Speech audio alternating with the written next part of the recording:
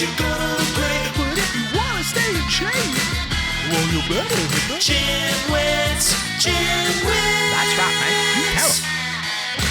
Welcome to the GymWits podcast. I'm Ryan George. I'm Justin Guild, aka Chef Sonic. And we are the GymWits. So, I don't know how many of you guys out there have checked out the workout that Ryan created for me, but I have been doing it. Oh, really? Well, actually, not recently because I had my tooth pulled. I had I had an infection, so I couldn't work out for a couple of days. And then I was super busy before, but I had done it. So really? But I had started doing it. Okay. And whoo, that is difficult. Like at one point where you asked me to do those side-to-side explosive push-ups, Okay. how the hell am I supposed to do that for a minute? Right, or a minute and a half or whatever it is. It's really Mr. hard. Cardio, you talk about, you talk a big game, so I gave you a good big workout. I could not. Yeah. That is really difficult. I'd actually be interested. That is really difficult I forget what episode it was. I think it was Justin's new program or something like that. But if anyone else has downloaded it, it's on the app. So if you have a smartphone and you have the GymWits app, you can download it as a bonus. I'd be interested to hear if anyone else has tried and or completed the workout. It's a fabulous workout. I mean, I was done. Yeah. Especially the second half of it. Oh my God. Yeah. It's like those. Can you do that? Can you Sure. do 90 seconds of side to side explosive? Whatever it push-ups? was, I'm sure I wouldn't give a program I can't do. Well, that's not true, but I think I could do it. But speaking of working out, I've been working out more myself because I after I got back from vacation, it's been really tough getting back to working out, and I finally got back to applying the reacher rule where I keep my stuff with me. And last week alone, so if you had asked me at the beginning of the week what the outlook was for exercise, it looked like I would only work out 2 days, but I was like, you know what, I'm going to have my stuff with me just in case. And sure enough, I had 3 days during the week. So I went from working out only twice to 3 days where an hour opened up here, an hour and a half opened up there, where I was able to actually get in a full week of working out. So, and only, because I finally was like, all right, I'm going to apply the reacher rule again, because I've been kind of getting lazy, and I haven't been lazy so much as, although there was 1 week where I was really lazy, but it's been more just work has been beating, kicking my ass. But anyway, before we get to what so actually, it's funny, I have a few things I wanted to talk about because we don't really have you'll understand, I guess, why, but we don't have a main subject to talk about because it's really an interesting study that I thought was interesting to talk about.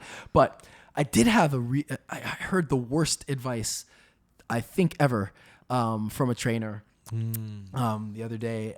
It took everything in me to keep my mouth shut.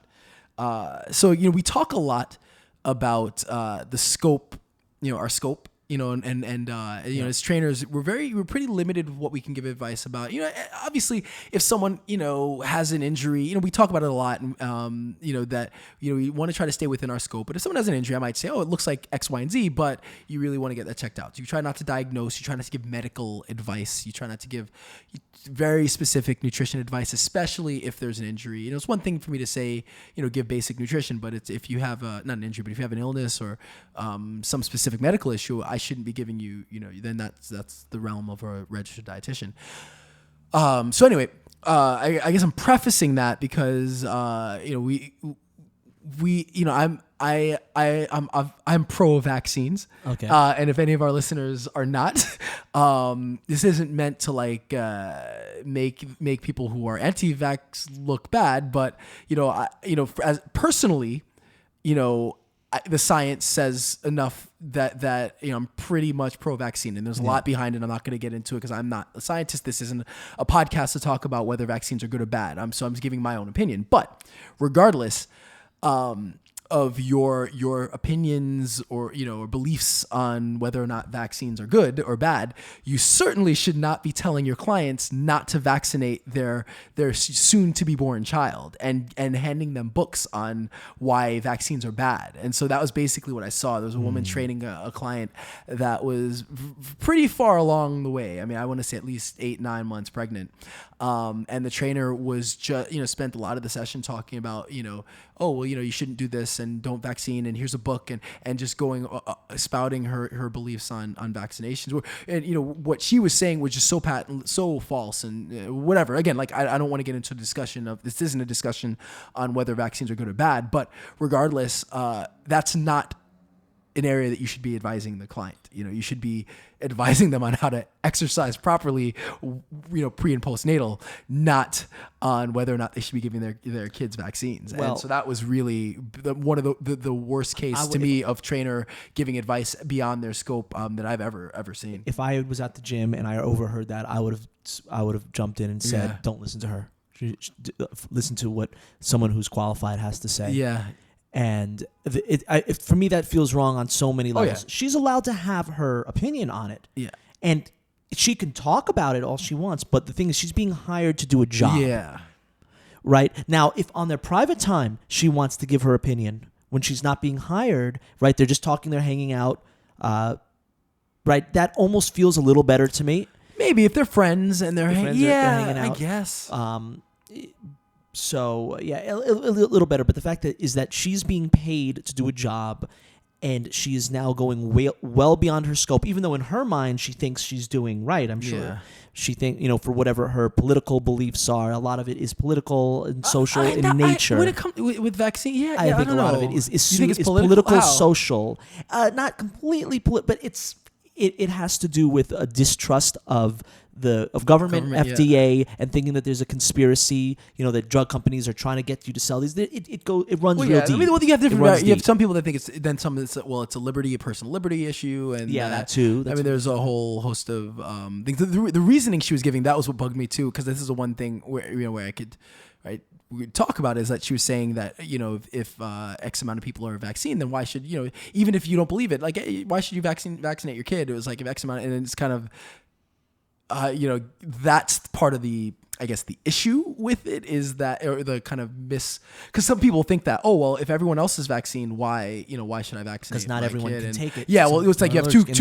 Well, there's like a certain population. Like I think from what I understand, it's like you have. And I said I wasn't going to get into this, but like a certain amount of so you can effectively eliminate kind of a disease, but there's a certain amount of population that won't respond to the vaccine, and then there's another percent of the population who you can't vaccinate because they have other medical issues.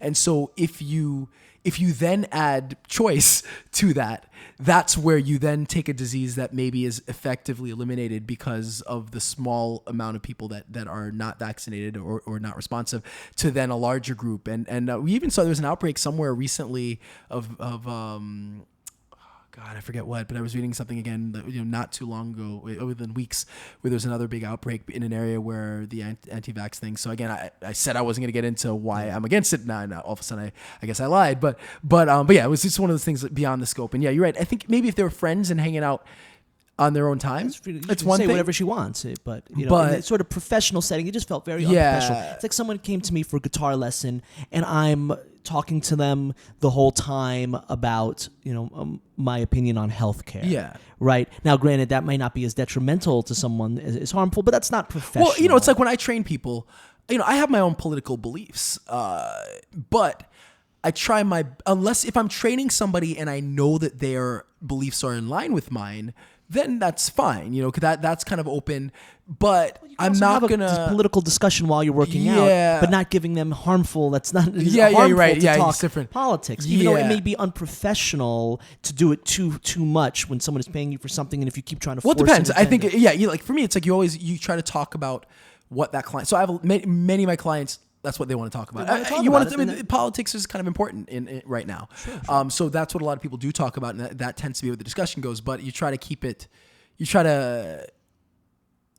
You want to be careful with what you say with a client because they are paying you for that time, and part of that is to be, quote, kind of entertained in some way. Sure. Whatever that means for them. For some, it's just silent exercise. For some, it's like talking, whatever it is. You don't want to, engage in discussion that I don't know how we got from the vaccine person, but yeah, you don't engage in proper discussion. That an appropriate discussion. And so I couldn't gauge whether the client even cared or how close they were. It was really hard for me to tell. Sure. I don't think they were good friends because just the way that they had talked when she got there, I think it was her first time seeing her in a little while, but it just was unnerving that, it's like, regardless of your beliefs on it, like even if I had a client and let's say I'm training somebody who is anti-vaccine, like it's not beyond my scope. So I'm not going to tell them, hey, you should vaccinate your child. Like that's, maybe I might feel like I have a moral obligation to, but again, that's not my job as a trainer. Maybe again, if it's a friend, like if you told me,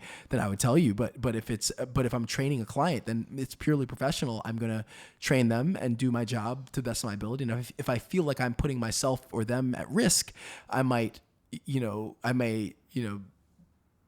respectfully kind of decline the client, but I'm not going to, again, it's not my place to give them that advice, so you just kind of, but that was definitely, I was like, whew, you do not give sure talk about something else, but that's not something you want to tell your clients, at this stage. So, I thought if I ever saw the person separately, I might say, hey, I heard what she was telling you. You make sure you talk to your doctor and do your own research. Don't listen. No, don't take the, I want to be, it's this weird situation where you want to be, you want to I just want to make sure that she has access to the right information because I could hear that the trainer was giving her, again, if you're against them and there's science to back it up, then you can go to that. But she was giving her information that was actually wrong. Again, you may have someone who is against it may have a better kind of stronger ground to work on. But for this particular case, it's like, so I might say like, hey, why don't you do your own research, talk to your doctors, make sure if you're listening to, just make sure you understand everything before just kind of jumping into it. But again, it's hard because it's not my scope. So it's like, what do you do? And that is always weird. Saying talk to someone who's a professional in the area or get multiple opinions is always a safe thing to say. Yeah. Talk to your doctors or talk to multiple doctors or talk to scientists. But just taking it from a trainer who has her own social or political agenda, right? Yeah, I would recommend not taking that advice. Yeah. So now you have a very interesting study that scares me half to death. Yeah. Well, so we found an interesting study, which I then decided we're just going to make the podcast about it. So we may have another 2 or 3 minutes of the podcast, or we might have 10, 20, I don't know. But I just thought it was interesting. Part of it is also just like the science behind it. Some interesting things that a little eye-opening for me. And then, I guess we see what comes down the line from it. So you hate mice, and mice are involved. So Justin's terrified of mice. I'm terrified of water bugs. So if you ever see us, if you have a mouse and a water bug, you will see 2 grown men screaming and running away. But anyway, so actually killed a water bug earlier today. Ugh, God. All right, so anyway, so the part of this also it was in the news, it made the rounds a little bit. And it was kind of like cardio in a bottle, or exercise in a pill, increase your cardio by 70%. As these things tend to happen, they get a little over exaggerated. So basically, there was a study that came out. It was published in Cell Metabolism. So basically, to give you some background, when you look at like endurance, right? Or endurance is basically the ability to sustain prolonged activity. So you're sustaining activity for an extended period of time. So there was a study previously done with mice that seemed to find like a genetic pathway that was connected to endurance. So there was a specific gene pathway connected to endurance. And then they found that if you activate a specific gene, it was PPAR delta, it would dramatically increase the endurance in mice. It also had some other kind of residual effects, like the mice had better fat loss and a better insulin response. Wait, so they're making leaner, meaner mice? Yeah, mice are good pets. I'm telling you. You know what? I actually in college. You had a friend that had the pet. Yeah. Well, are you afraid of rats, or is it just mice? Terrified of rats. Okay, so rats are worse than mice. Oh yeah. Okay. Although if it's, the switch completely turns off if it's a pet. Like I don't even rat or a pet mouse. I don't even think about it. It's just a little. Just the giant ones on the subway. Just that the nasty scare you. subway rats. Yeah. All right. So anyway, in this study, they administered a chemical that permanently activated that gene pathway, which I think was given the initials GW. So basically, with this pathway kind of permanently activated, it increased their endurance by 70%. So that's what people, it's like they were able to go 70% longer. So that's where people, all the studies now, there's going to be a pill soon that will increase your endurance. If you could find it in humans or make it work, now you create these super endurance athletes. So what interested me more than the study is the science, because we get all kinds of studies, increase your strength by this percent, or increase that, or do this, or do that, the other thing. But, again, it was kind of the science that interested me. So first part is they found that the fatigue happened when the blood sugar level dropped to a specific level. I don't have the numbers in my notes, but there's a specific number that fatigue happens for both the rats or the mice that were given the GW and also normal mice. So quick, just when you talk about fatigue, so what type of fatigue? So we're talking about cardiovascular fatigue where you're like out of breath, as opposed to say muscular fatigue where like your legs or your arms are just too tired. They couldn't keep going. So the point. So again, you can't really ask the mouse like, did you stop because you were tired or did you stop because the muscles couldn't work? But actually, we'll kind of touch on that a little bit as we go. So basically, the fatigue happened when blood sugar reached a certain level, and it was the same level in both the mice that were given, both the control group and the group in the group that was given the GW. So the difference was just the length of time that it took to get to that blood sugar level. So here's what's interesting. So basically, for the brain to continue activity, the brain needs sugar to continue activity. It relies on breaking down sugar or breaking down the glucose, not the fat. Where the body can utilize both fat and sugar. So it's when you fatigue and you kind of quote hit the wall, that's because of the sugar. Your sugar has been depleted. It's not the fat that's been depleted. So what they found through the study was that there were over 1,000 or almost 1,000 kind of gene changes, right? And so some, with some genes either get more expressed or less expressed. And what they found was that the genes that were associated with an increased breakdown of fat, so genes that broke down fat for energy, that was more expressed, right? So those genes were more expressed. And then the genes that were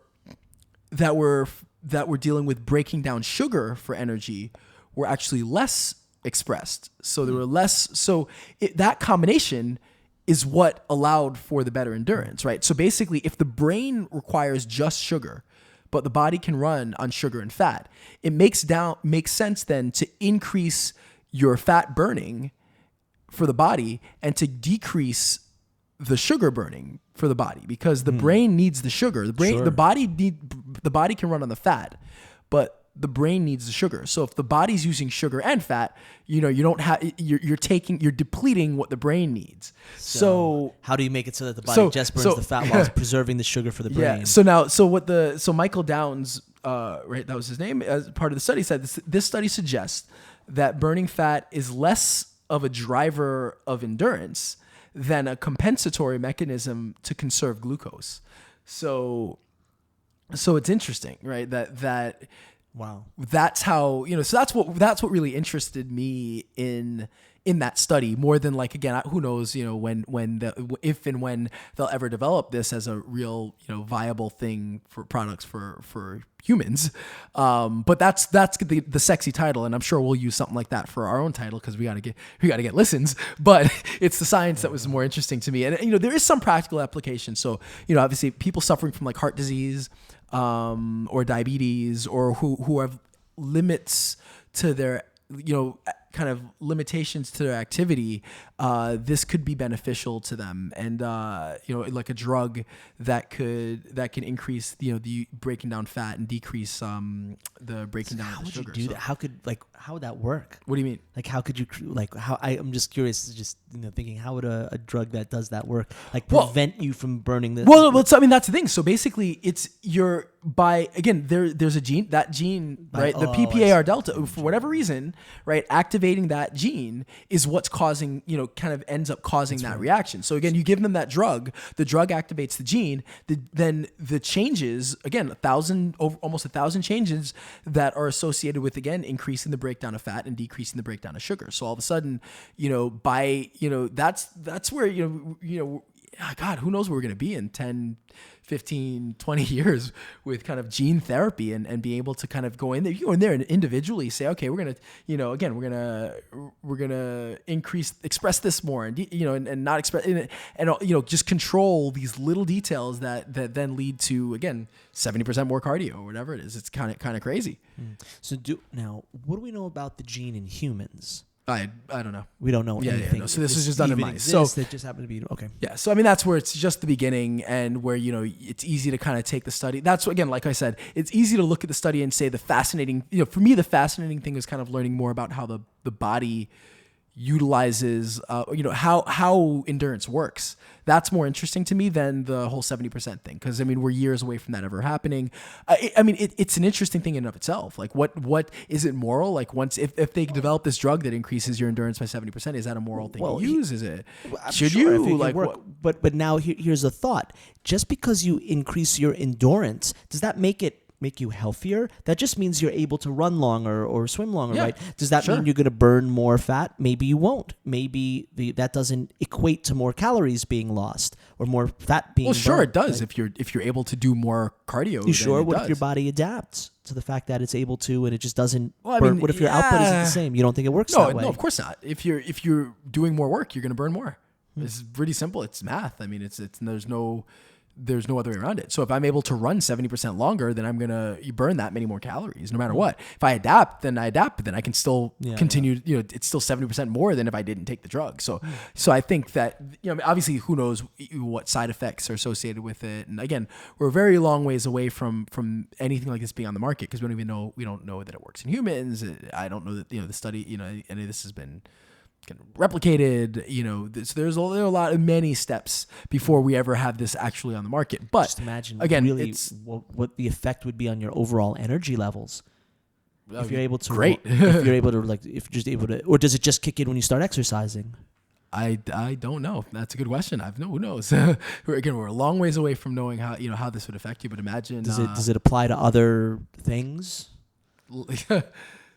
70% longer. I mean, that would be the bigger. That would be the bigger selling point. But that's nothing to do with cardio. Well, I guess not for everybody. But I don't know that is a cardio. Wait, what are you talking about? I was talking about running. Sure.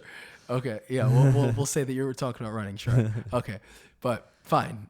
All right. Because that always seems the selling point. Like in the movie Idiocracy. Like what all the best minds in the world, where they contribute, what they contribute to society is all for, making money and like nothing of real worth. Yeah, that's true. I haven't seen that movie Idiocracy in a while. Pretty good. Yeah, it's a good movie. So I'd never seen it until about a year ago. Oh man, some things are just like so accurate and it just hits on things. It's just crazy. Yeah. Speaking of not getting into politics, I will keep I will not say anything. Yeah, all right. So we got a question. Ask the Trainer. Why don't you read the Ask the Trainer? All right. It comes from Jose. Well, I like this question. He says, "Where does the fat go? No, seriously. What happens to fat when a person, quote, burns it? Love the podcast. Thanks." All right, so that's we've talked about this before. Yeah, we have talked about it before. Doesn't it get turned into muscle? Yes, exactly. When you work on it, so that's probably the older myth from when we were coming up, where fat just turns into muscle. But basically, they used to think like it just literally just changes to energy and you use that, and then people thought you excrete it out. But actually, what happens is it pretty much just gets released as CO2. So you basically breathe out your fat.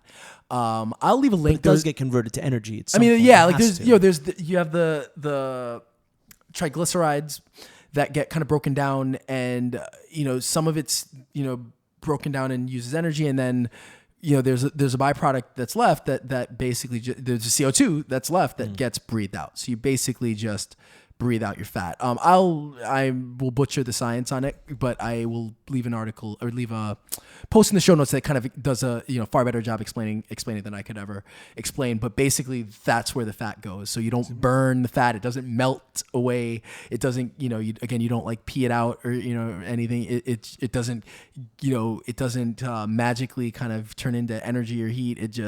You breathe out the energy. You breathe it out. And there's some kind of studies where they're able to kind of measure the volume of CO2 and connect it to the fat loss, and the math kind of works out. So you breathe out You breathe your fat out. That's it. That's where the fat goes. But that doesn't mean you can just breathe it out. You still have to like diet and exercise in order to breathe it out, right? Well, yeah. I mean, you'll replenish your stores if you're not, dieting and exercising, but you will be breathing. You're breathing it out. So that's interesting. Yeah. Cool. So, Jose, I hope that answered your question because that's the answer to the question. And you all know where to reach us. Yes, the GymWits.com.